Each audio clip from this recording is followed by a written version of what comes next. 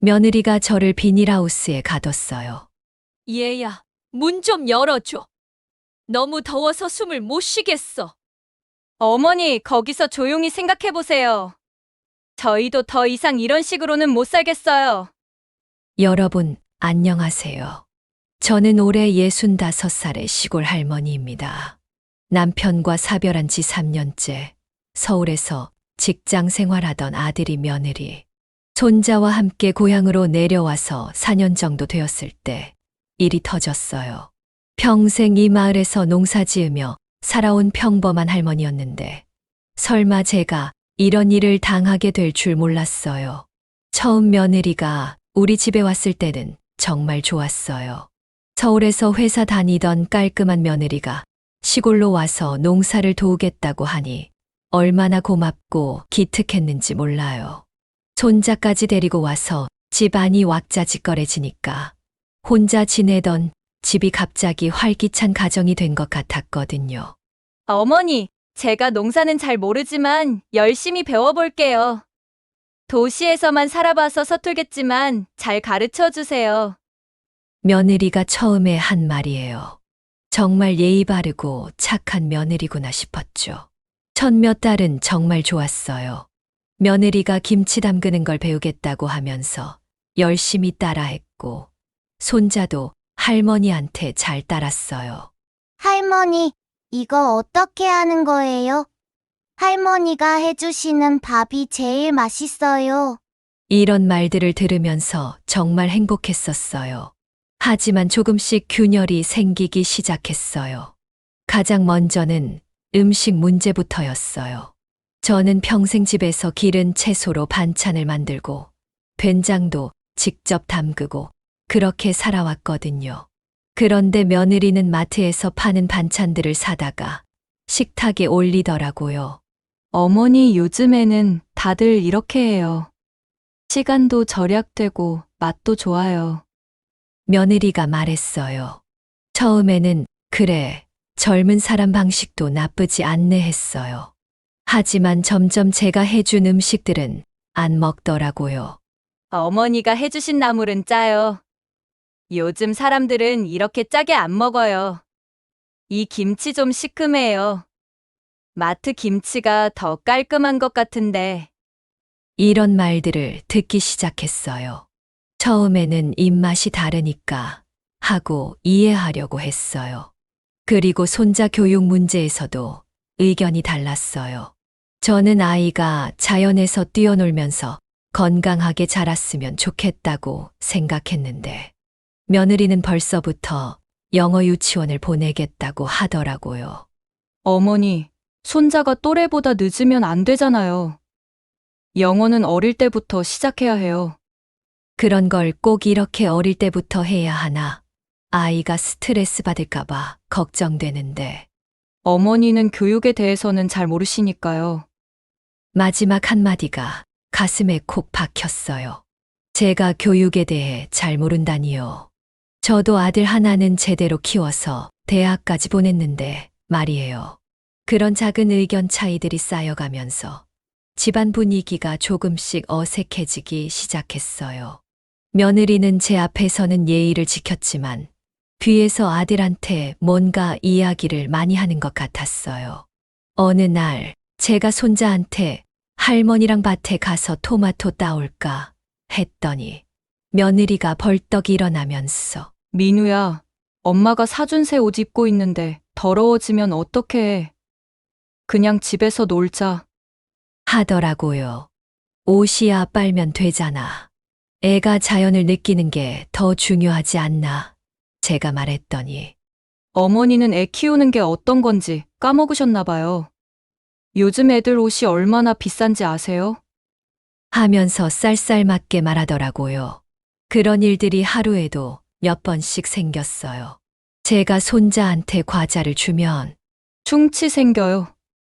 제가 만든 반찬을 먹이려고 하면 너무 자극적이에요. 손자랑 TV 보면 교육적이지 않은 프로그램이에요. 뭘 해도 간섭받는 기분이었어요. 그러다가 결정적인 사건이 하나 있었어요. 제가 오랜만에 시장에 가서 손자가 좋아할 만한 장난감을 하나 사왔거든요. 옛날식 팽이였는데 요즘 애들은 잘 안 가지고 노는 거지만 제가 봐서는 좋은 장난감 같았어요. 민우야, 할머니가 재밌는 거 사왔어. 이거 옛날에 할아버지도 가지고 놀았던 거야. 손자한테 보여줬더니 신기해하면서 좋아했어요. 그런데 며느리가 그걸 보더니 얼굴이 굳어지더라고요. 어머니, 이런 건 왜 사오세요? 위험하잖아요. 요즘에는 안전검증도 안 된 장난감 안 줘요. 그러면서 손자한테서 팽이를 뺏어가 버렸어요. 위험하기야 뭐가 위험해. 우리 때는 다 이런 걸로 놀았는데. 어머니 때랑 지금이랑 다르다니까요. 이런 건 애한테 교육적으로도 안 좋아요. 그때 손자가 엄마, 나 이거 갖고 싶어. 하면서 울먹이기 시작했어요. 그랬더니 며느리가 민우야, 할머니가 이상한 거 사다 주셨네. 엄마가 좋은 거 다시 사줄게. 하더라고요. 이상한 거라니. 제가 정성껏 고른 선물을 이상한 거라고 하다니. 그때 정말 서럽고 화가 났어요. 그 팽이 사건 이후로 며느리의 태도가 확연히 달라졌어요. 전에는 그래도 겉으로는 예의를 지켰는데 이제는 대놓고 제 방식을 비판하기 시작했어요. 어머니, 솔직히 요즘 세상에 그런 식으로 하면 안 되죠. 민우가 다른 애들한테 뒤떨어져요. 어머니 방식은 너무 옛날 방식이에요. 이제는 좀 바뀌셔야 해요. 이런 말들을 아들 앞에서도 서슴없이 하더라고요. 그럴 때마다 아들은 애매한 표정을 지으면서 그냥 둘 다 좋은 점이 있는 거 아닐까? 하면서 대충 넘어가려고 했어요. 하지만 며느리는 점점 더 적극적으로 자기 의견을 관철시키려고 했어요. 특히 농사일에서 의견 충돌이 심했어요. 저희는 대추 농장을 하고 있는데 저는 평생 해온 방식대로 하고 싶었거든요.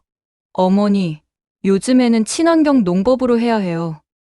인터넷에서 보니까 수익이 훨씬 좋다던데요. 며느리가 말했어요.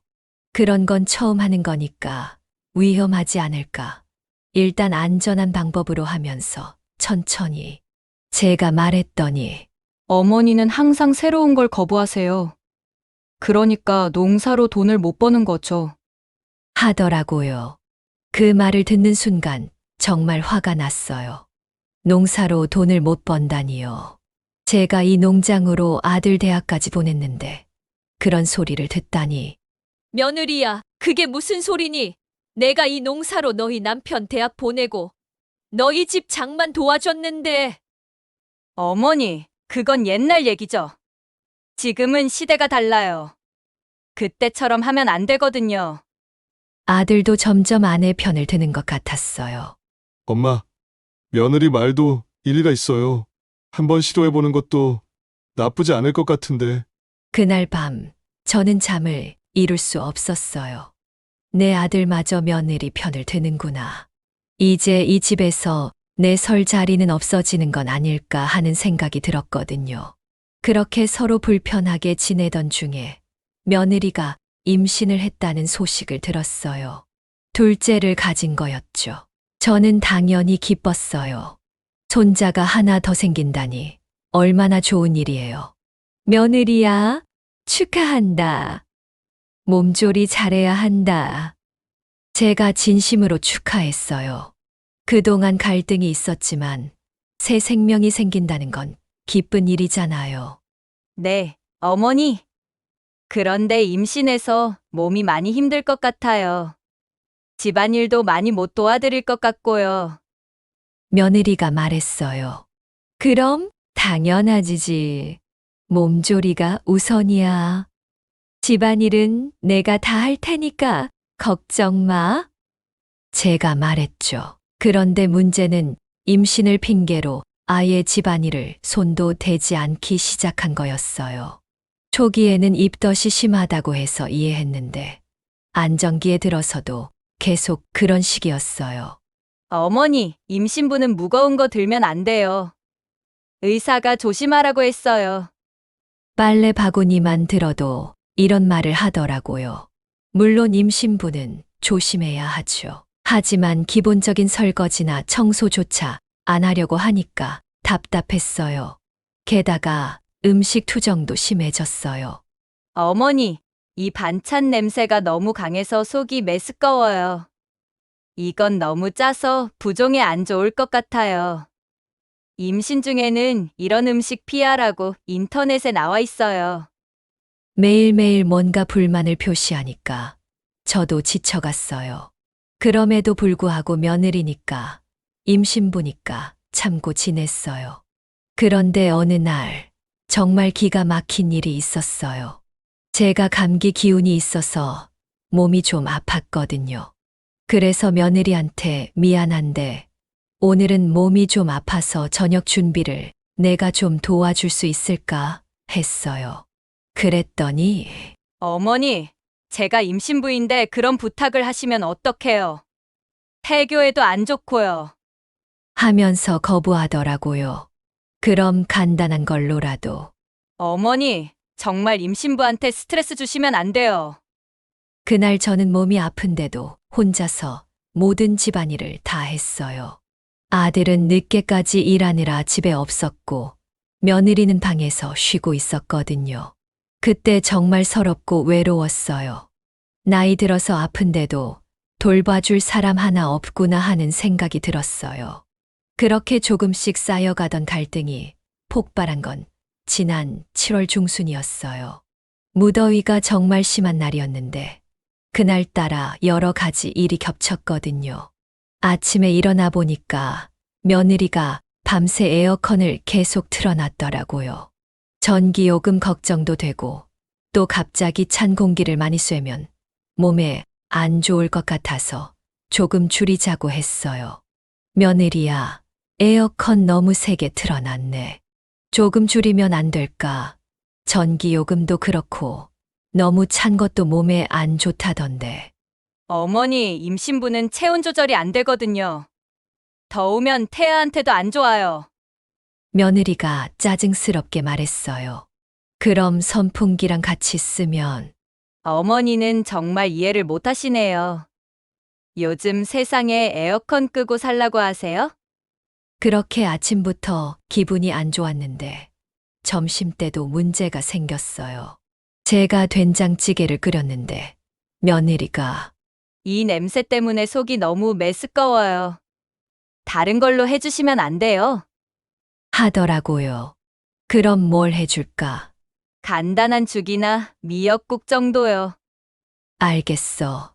그럼 미역국 끓여줄게. 그런데 미역국을 끓이려고 보니까 미역이 떨어졌더라고요. 그래서 급하게 마트까지 가서 미역을 사왔어요. 더운 날씨에 걸어서 다녀오느라 땀을 뻘뻘 흘렸죠. 미역국을 끓여서 내놨더니 이번에는 너무 짜요. 임신 중에는 짠 음식 피해야 해요. 하더라고요. 그때까지만 해도 참았어요. 임신부니까 예민할 수 있다고 생각했거든요. 그런데 오후에 진짜 화나는 일이 있었어요. 제가 빨래를 널고 있는데 갑자기 소나기가 내리기 시작했어요. 그래서 급하게 빨래를 걷으려고 하니까 양이 많아서 혼자서는 힘들었거든요. 며느리야, 미안한데 빨래 좀 도와줄래? 비 온다. 제가 부탁했어요. 그랬더니 어머니, 저 임신부예요. 무거운 거 들면 안 된다고 몇 번 말씀드렸잖아요. 하면서 거부하더라고요. 빨래 좀 드는 게 무거운 일이야? 비 맞으면 다시 빨아야 하잖아. 그럼 어머니 혼자 하세요. 저는 정말 안 돼요. 결국 저 혼자서 비를 맞으며 빨래를 다 걷었어요. 그런데 그 과정에서 며느리는 거실 소파에 편하게 앉아서 TV를 보고 있더라고요. 그 모습을 보니까 정말 화가 났어요. 그럼 나 혼자 다 하라는 거야? 집안일을 나 혼자 다 하라고? 목소리가 커졌어요. 어머니가 하시면 되는 거 아니에요? 어머니는 건강하시잖아요. 며느리가 당당하게 말했어요. 건강하긴 뭐가 건강해? 나도 60 넘은 늙은이야. 그랬더니 며느리가 갑자기 화를 내기 시작했어요. 어머니, 솔직히 말씀드릴게요. 저희 여기 와서 3년 넘게 살면서 어머니 때문에 정말 힘들었어요. 뭐라고? 어머니는 자꾸 옛날 방식만 고집하시고 우리 의견은 하나도 안 들어주세요. 농사일도 그렇고 애 교육도 그렇고 집안일도 다 어머니 방식대로만 하라고 하잖아요. 내가 언제 그랬다고? 나는 좋은 게 좋다고 해서 다 맞춰줬는데. 맞춰주기는요. 겉으로는 그런 척 하시면서 뒤에서는 계속 불만 표시하세요. 그리고 손자한테도 이상한 것들 가르치시고 이상한 것들이 뭐야? 팽이 같은 위험한 장난감 사다 주시고 자꾸 더러운 데서 놀게 하시고 요즘 시대에 그런 식으로 아이 키우면 어떡해요? 그 말을 들으니까 정말 화가 머리끝까지 올라왔어요. 며느리야, 내가 지금 뭔 소리를 하는 거니? 내가 손자한테 나쁜 걸 가르쳤다는 거야? 제가 떨리는 목소리로 물었어요. 나쁘다는 게 아니라 시대에 안 맞다는 거예요. 어머니는 50년 전 방식으로 살고 계시잖아요. 며느리가 소리쳤어요. 그럼 50년 전 방식이 다 나쁘다는 거야? 내가 그 방식으로 너희 남편 키웠는데. 그때랑 지금이랑 다르다고요. 어머니는 왜 그걸 이해 못 하세요? 그때부터 정말 큰 싸움이 벌어졌어요. 지금까지 쌓였던 모든 불만이 한꺼번에 쏟아져 나왔어요. 어머니, 솔직히 말할게요. 저희는 어머니 때문에 너무 답답해요. 뭘 하나 해도 눈치 보이고 자유롭게 살 수가 없어요. 며느리가 말했어요. 자유롭게 살고 싶으면 너희가 따로 나가서 살면 되잖아. 여기는 이제 우리 집이에요. 어머니가 나가시는 게 맞죠? 며느리가 갑자기 충격적인 말을 했어요. 뭐라고? 내가 나가라고? 네, 맞아요. 어머니 혼자 사실 집 구해서 나가세요. 그럼 우리도 편하고 어머니도 편하잖아요. 그 말을 듣는 순간 정말 눈앞이 캄캄해졌어요. 내가 평생 살아온 집에서 나가라니요. 이 집이 누구 집인 줄 알고 그런 소리를 하는 거니? 제가 소리쳤어요. 법적으로는 아들 이름으로 되어 있어요. 그러니까 우리 집이죠. 며느리가 차갑게 말했어요. 그때 정말 가슴이 무너지는 것 같았어요. 아들 명의로 집을 넘겨준 게 이렇게 되돌아올 줄 몰랐어요. 오빠는 왜 항상 어머니 편만 들어요? 우리도 힘들다고요. 매일매일 눈치 보면서 사는 게. 며느리가 울기 시작했어요. 임신해서 감정이 예민한 상태였나 봐요. 그 순간 제가 참고 있던 모든 게 폭발했어요. 그럼 처음부터 시골에 오지나 말 것이지. 누가 와달라고 했나? 정말 후회해요. 왜 이런 답답한 곳에 왔나 싶어요. 며느리도 소리쳤어요. 그때 며느리가 갑자기 제 팔을 잡더니 어머니, 이제 정말 지긋지긋해요. 하면서 밖으로 끌고 나가려고 했어요. 어디로 가는 거야? 손 놓으라고! 저는 깜짝 놀라서 저항했지만 임신했다고 해도 며느리가 저보다는 훨씬 힘이 셌어요. 며느리는 저를 끌고 뒷마당으로 갔어요. 그곳에는 남편이 생전에 만든 작은 비닐하우스가 있었는데 요즘에는 농기구나 잡다한 물건들을 보관하는 창고로 쓰고 있었거든요. 며느리야, 정말 뭐 하려는 거야? 제가 불안해서 물었어요. 어머니, 여기서 좀 계세요. 머리 좀 식히시고 생각해보세요. 정말 우리랑 이런 식으로 계속 살고 싶은지요? 며느리가 저를 비닐하우스 안으로 밀어넣으려고 했어요. 야, 뭐 하는 거니? 정신 나갔어? 제가 소리쳤지만 며느리는 저를 세게 밀어서 비닐하우스 안에 넣어버렸어요. 금방이에요. 어머니가 정신 차리실 때까지만요. 며느리가 문을 닫으려고 했어요. 문 닫지 마. 이게 뭐 하는 짓이야? 저는 필사적으로 문을 잡으려고 했지만 며느리가 먼저 문을 닫고 밖에서 자물쇠를 채워버렸어요. 며느리야, 문 열어. 당장 열어. 저는 문을 두드리며 소리쳤어요. 하지만 며느리는 어머니, 조용히 생각해보세요. 저희도 더 이상 이런 식으로는 못 살겠어요. 하고는 그대로 가버렸어요. 그 순간 정말 믿을 수가 없었어요. 설마 며느리가 정말로 저를 가둘 거라고는 상상도 못했거든요. 처음에는 금방 나와서 문을 열어줄 거라고 생각했어요. 하지만 시간이 지나도 아무도 오지 않았어요. 7월 한여름 오후 4시가 넘은 시간이었는데 비닐하우스 안의 온도는 상상을 초월했어요. 밖이 35도라면 안은 40도가 넘을 정도였거든요. 처음 30분 정도는 그래도 버틸만 했어요. 하지만 시간이 갈수록 더위가 견딜 수 없을 정도로 심해졌어요. 땀이 비처럼 흘러내렸고 목이 바짝 말랐어요. 며느리야, 이제 그만해. 너무 더워. 계속 소리쳤지만 대답이 없었어요. 비닐하우스는 집에서 조금 떨어진 곳에 있어서 아무리 소리를 질러도 집 안에까지는 잘 들리지 않는 것 같았어요. 농기구들 사이에 앉아서 벽에 기대려고 했는데 비닐 벽이 너무 뜨거워서 닿을 수가 없었어요. 그늘진 곳을 찾아서 쪼그리고 앉았지만 어디든 다 뜨겁기는 마찬가지였어요. 오후 6시가 넘어서야 드디어 아들이 일에서 돌아왔어요. 평소보다 이른 시간에 일이 끝났나 봐요. 퇴근 후 엄마가 집에 안 계셔서 찾으러 온 거였어요. 엄마! 어디 계세요? 아들의 목소리가 들렸어요. 저는 남은 힘을 다해서 소리쳤어요.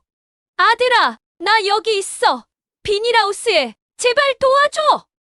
처음에는 아들도 제 목소리가 어디서 나는지 모르는 것 같았어요.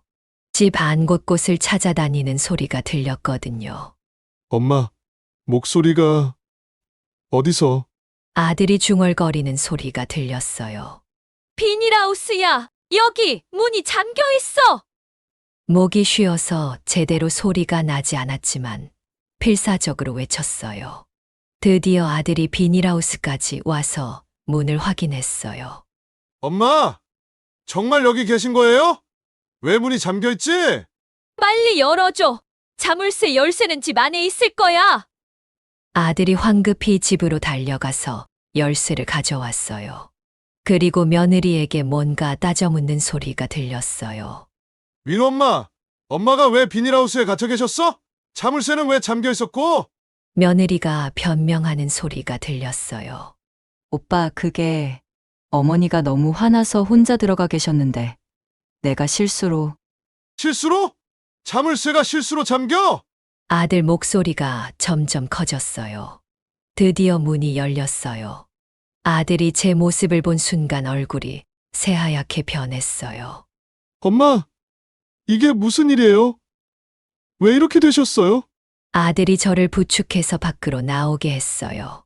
저는 거의 의식을 잃을 뻔한 상태였어요. 2시간 넘게 물 한 모금 마시지 못하고 그 뜨거운 비닐하우스 안에 갇혀 있었던 거거든요. 물 좀. 겨우 말을 꺼냈어요. 아들이 얼른 물을 가져다 주었지만 목이 너무 말라서 삼키기도 힘들었어요. 그날 밤 병원에 갔어요.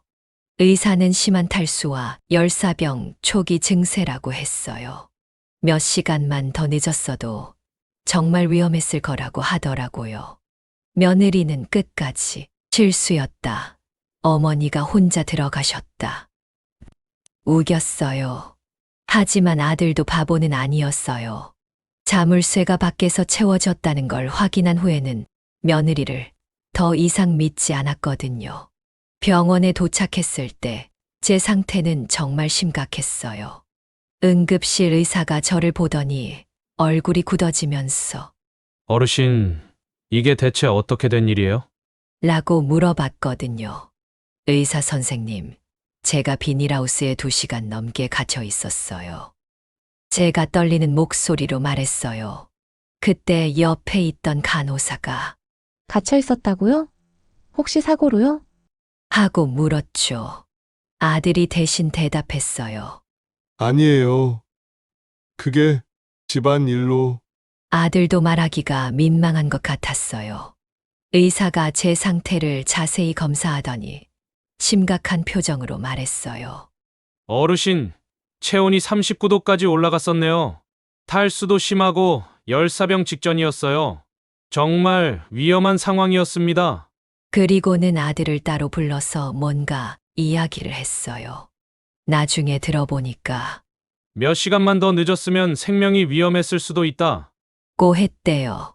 심장에도 부담이 갔을 거라고 하더라고요. 수액을 맞으면서 차츰 의식이 또렷해졌어요. 그때서야 제가 얼마나 위험한 상황에 있었는지 실감이 났어요. 정말 죽을 뻔했구나. 이런 생각이 들었어요. 의사가 어르신, 혹시 이런 일이 또 있을 수 있나요? 가족 간에 문제가 있으시면 상담을 받으시는 게 좋을 것 같은데요. 라고 말했을 때 아들이 아니에요. 절대 그런 일 없어요. 라고 대답했어요. 하지만 아들의 목소리가 많이 떨리고 있었거든요. 그날 밤 병원에서 하룻밤을 보냈어요. 아들이 곁에서 밤새 지켜줬는데 제가 잠들기 전에 엄마, 정말 미안해요. 제가 며느리를 제대로 못 말렸네요. 라고 했어요.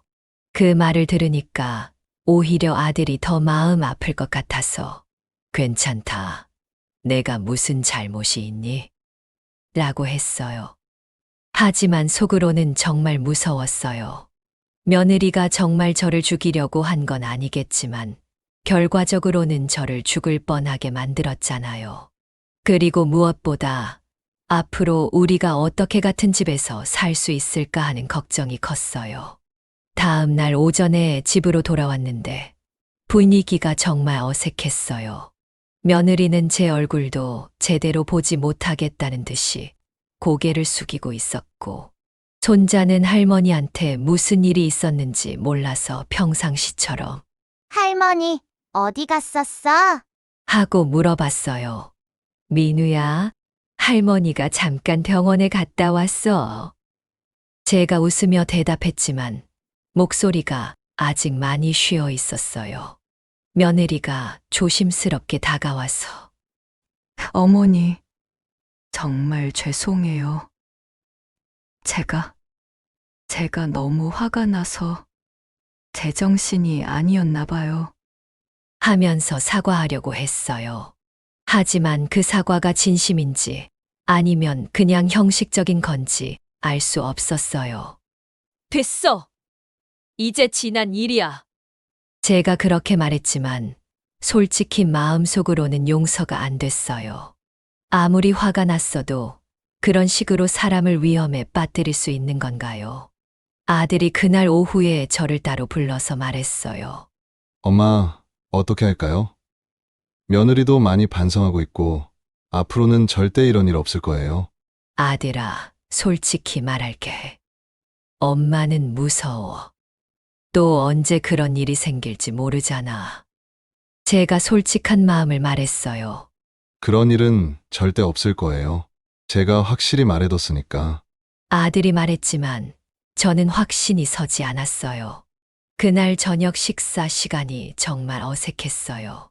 평소에는 가족들이 모여서 이런저런 이야기를 나누는데 그날은 아무도 말을 하지 않았어요.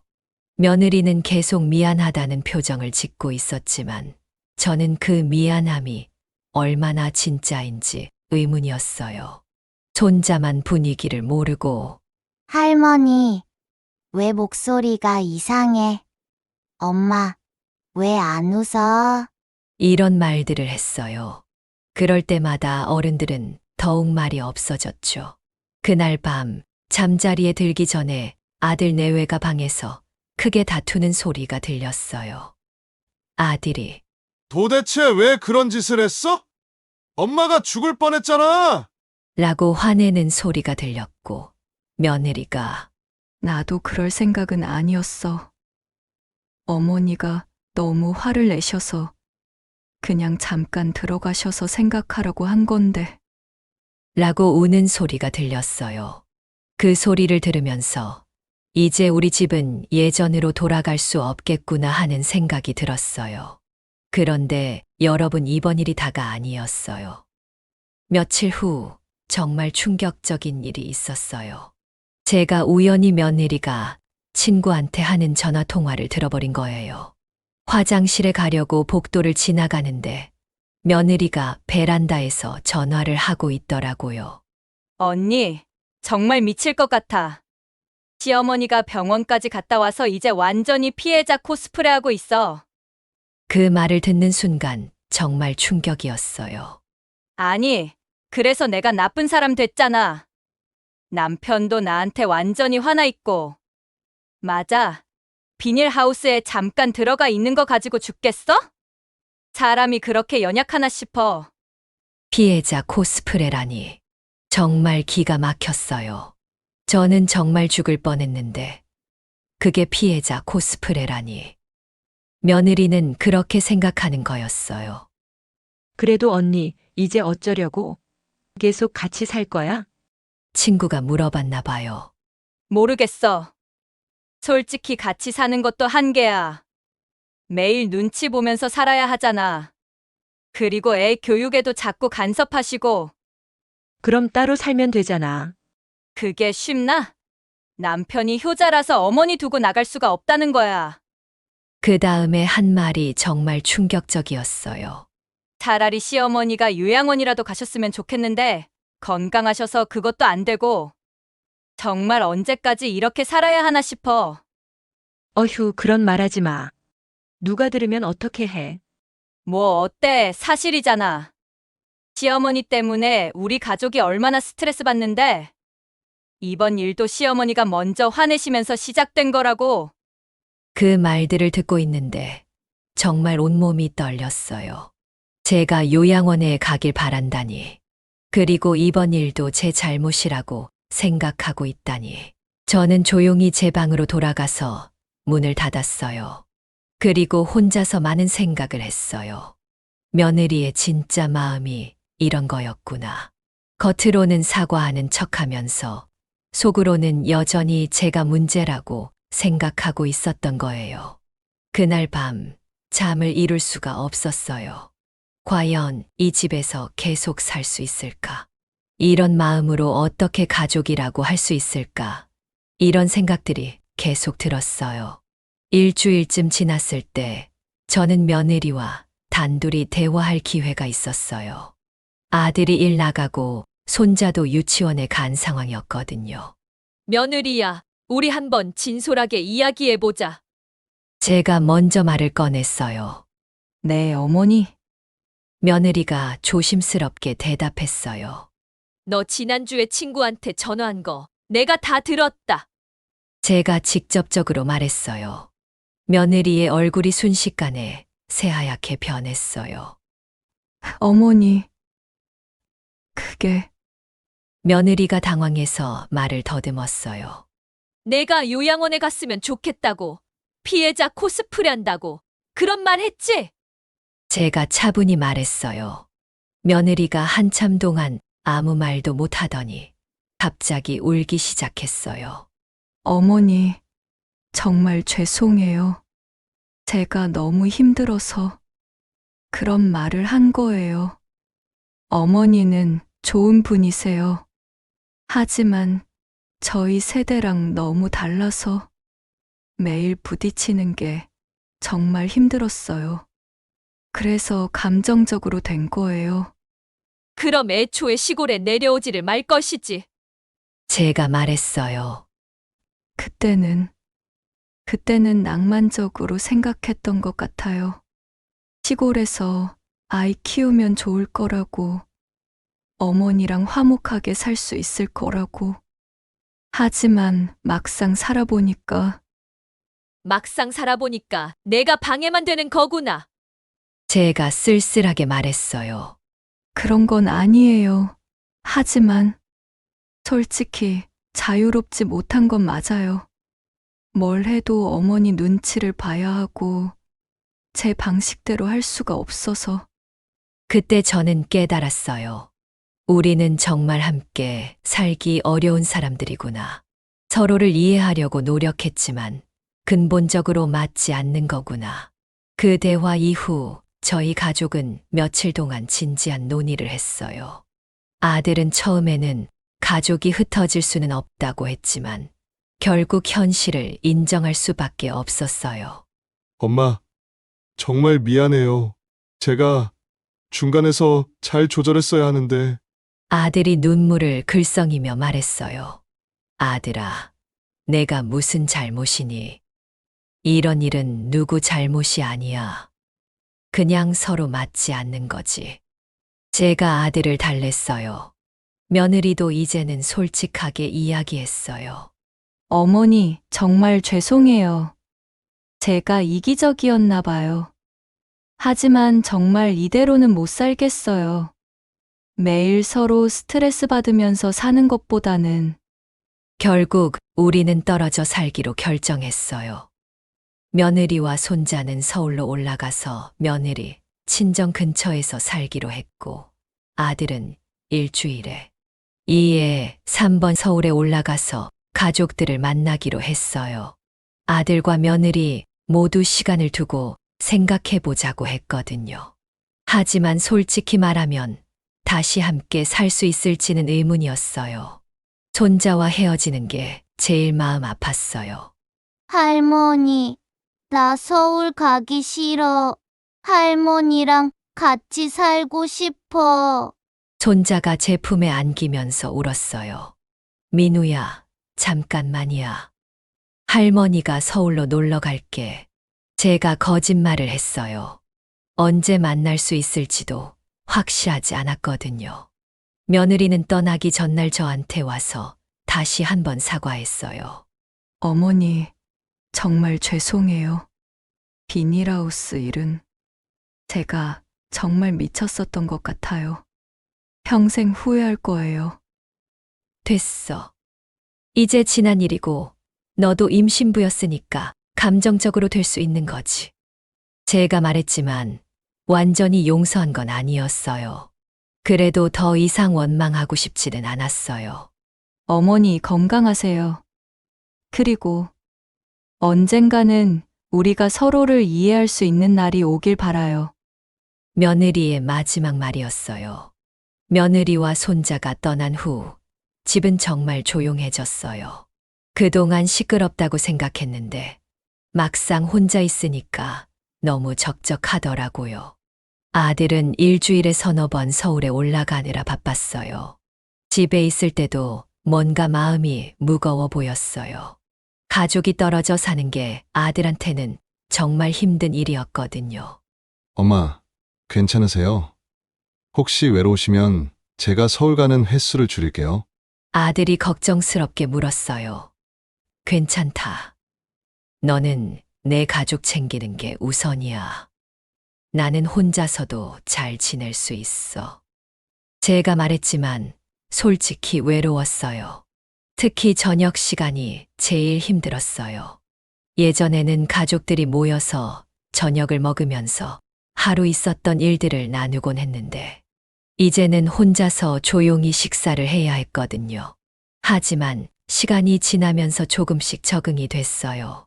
이웃 할머니들과 더 자주 만나게 됐고, 오랜만에 제 취미 생활도 다시 시작했어요. 그러면서 깨달은 게 있어요. 가족이라고 해서 무조건 함께 살아야 하는 건 아니구나. 때로는 떨어져 있는 게 서로에게 더 좋을 수도 있구나. 며느리와 함께 살 때는 매일 스트레스를 받았어요. 뭘 해도 간섭받는 것 같고, 내 방식은 인정받지 못하는 것 같고. 하지만 이제는 제 방식대로 편하게 살 수 있게 됐어요. 물론 손자를 못 보는 건 정말 아쉬워요. 가끔 아들이 사진이나 동영상을 보내주면 얼마나 그리운지 몰라요. 하지만 그것도 어쩔 수 없는 일이라고 생각하려고 해요. 며칠 전에 며느리한테서 연락이 왔어요. 둘째를 무사히 출산했다고 하더라고요. 딸이었어요. 손녀가 생긴 거죠. 사진을 보내왔는데 정말 예쁘더라고요. 어머니, 건강한 딸 낳았어요. 이름은 지혜로 지었어요. 문자 메시지가 왔을 때 마음이 복잡했어요. 기쁘기도 하고 또 한편으로는 아쉽기도 하고, 아들이 병원에 다녀와서 말하길, 엄마, 며느리가 어머니께 인사드리고 싶다고 해요. 시간 되실 때 한번 오실 수 있으세요? 하더라고요. 저는 조금 고민했어요. 아직 완전히 마음이 정리된 건 아니거든요. 하지만 손녀를 보고 싶은 마음도 컸어요. 결국 지난주에 서울에 다녀왔어요. 며느리를 만났을 때 많이 달라진 모습이었어요. 출산을 하고 나서 그런지 예전보다 훨씬 차분해 보였어요. 어머니, 그동안 정말 죄송했어요. 아이를 낳고 보니까 어머니 마음을 조금은 알 것 같아요. 며느리가 진심으로 사과했어요. 됐어. 다 지난 일이야. 이제는 새 생명이 태어났으니까 좋은 일만 생각하자. 제가 말했어요. 손녀를 처음 봤을 때 정말 감동이었어요. 작고 여린 생명이 제 품에 안겨 있으니까 모든 원망이 사라지더라고요. 지금은 한 달에 한두 번씩 서울에 올라가서 손자랑 손녀를 봐요. 며느리와도 예전보다는 훨씬 편한 관계가 됐고요. 떨어져 있으니까 서로를 더 이해하게 된 것 같아요. 여러분, 제 이야기가 너무 길었나요? 하지만 이런 일들을 겪으면서 배운 게 있어요. 가족이라는 건 참 어려운 관계구나. 사랑한다고 해서 모든 게 해결되는 건 아니구나. 때로는 거리를 두는 것도 사랑의 한 방법일 수 있구나. 그렇게 혼자 살기 시작한 지 벌써 6개월이 지났어요. 처음에는 정말 힘들고 외로웠는데 이제는 나름대로 리듬이 생겼어요. 아침에 일어나면 텃밭에 나가서 농작물들을 살펴보고 오전에는 집안일을 하고 오후에는 이웃 할머니들과 수다를 떨거나 마을회관에서 하는 프로그램에 참여해요. 저녁에는 TV를 보면서 뜨개질을 하죠. 예전보다 훨씬 자유로워졌어요. 음식도 제 입맛대로 해먹고 TV 채널도 제 맘대로 돌리고 집안일도 제 속도에 맞춰서 해요. 누구 눈치 볼 필요 없이 제 방식대로 살 수 있게 된 거죠. 물론 가족들이 그립기는 하지만 그 그리움보다 자유로움이 더 크거든요. 한 달에 한 번 정도는 서울로 올라가서 손자를 만나요. 며느리도 이제는 예전보다 편안하게 대해줘요. 떨어져 있으니까 서로에 대한 부담이 줄어든 것 같아요. 어머니, 요즘 어떻게 지내세요? 손자가 할머니 보고 싶다고 자꾸 그래요. 이런 안부 인사를 나누면서 예전보다는 훨씬 편한 관계가 된 것 같아요. 아들도 처음에는 죄책감을 많이 느꼈는데 이제는 엄마가 편해 보이셔서 다행이다 라고 말해요. 가끔 서울에서 맛있는 음식이나 필요한 물건들을 사다가 주면서 효도를 하려고 노력하죠. 제가 이런 일을 겪고 나서 비슷한 상황에 있는 다른 분들의 이야기를 많이 들어봤어요. 생각보다 저와 같은 어려움을 겪고 있는 고부갈등 가정들이 정말 많더라고요. 마을의 김 할머니는 며느리가 시어머니 음식을 옛날 방식이다. 건강에 안 좋다고 하면서 아예 안 먹는다고 하시더라고요. 그래서 따로 음식을 해줘야 한다며 하소연하셨어요. 요즘 며느리들은 정말 다르더라.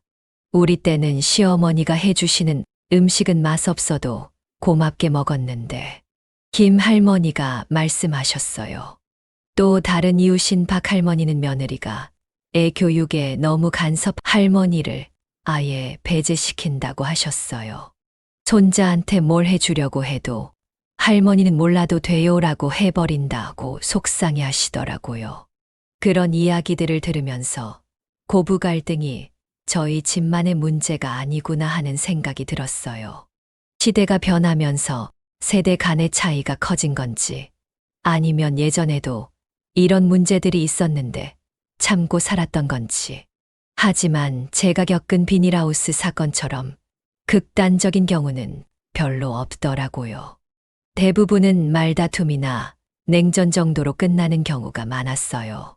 그래서 저희 일이 얼마나 심각했던 건지 다시 한번 깨닫게 됐어요. 그래도 너희는 현명하게 해결했네. 계속 부딪히면서 살았으면 더 큰 문제가 됐을 텐데. 이웃 할머니들이 이렇게 말씀해 주실 때 우리가 내린 결정이 틀리지 않았다는 생각이 들어요. 여러분, 제 이야기를 끝까지 들어주셔서 고맙습니다.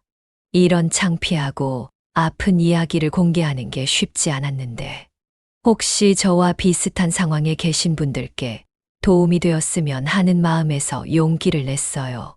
고부 갈등은 정말 어려운 문제예요.